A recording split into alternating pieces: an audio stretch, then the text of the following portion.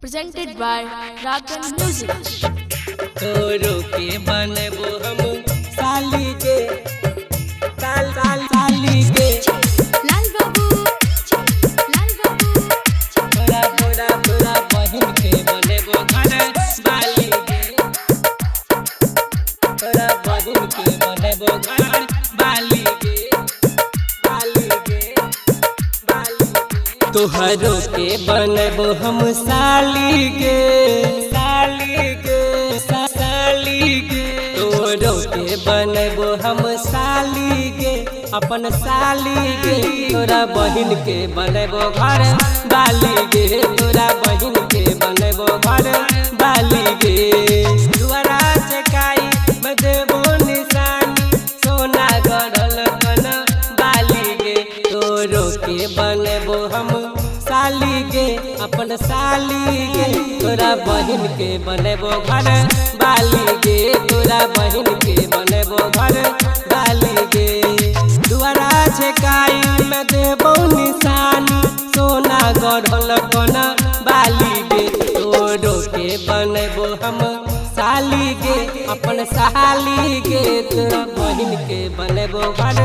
बाली के तोरा बहिन के बनबो घर बाली के तोरा बहिन के बनबो घर बाली के लाल बाबू तोरा बहिन के बनबो घर बाली के कहिए से रहियो फिदा तोरा बहिनी के देखिए के गजबे यादा कहिए से रहियो फिदा तोरा बहिनी के देखिए के गजबे यादा वादा करे छियो सदा तोरा दीदी से होइबो नहीं कहियो जुदा माथा पर हाथ रखे छियोगे तोरे क्रिया हम खाए छियोगे हाँ खाए छियोगे हम खाए छियोगे तोरो के बनबो हम साली के अपन साली के तोरा बहिन के बनबो घर बाली के तोरा बहिन के बनबो घर बाली के दुआरा छकाई में देबो निशानी सोना गढ़ल कोना बाली के तोरो के बनबो अपन साली के तोरा बहिन के बनबो घर बाली के तोरा बहिन के बनबो घर बाली के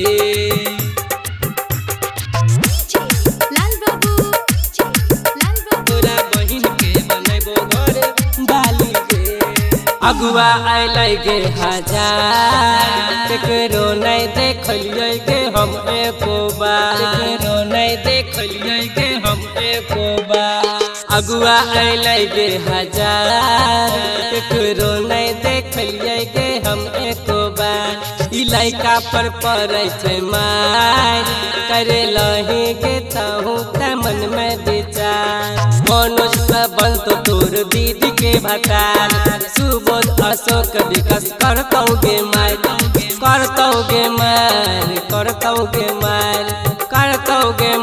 कहूँ रही है तैयार तोरो के बनबो हम साली के अपन साली के तोरा बहिन के बनबो घर बाली के तोरा बहिन के बनबो घर बाली के दुआरा छकाई में देबो निशानी सोना गढ़ल कोना बाली के तोरो के बनबो हम साली के अपन साली के तोरा बहिन के बनबो घर बाली के तोरा बहिन के बनबो घर बाली के तोरा बहिन के बनबो घर बाली के Ragan Recording Studio, Samastipur.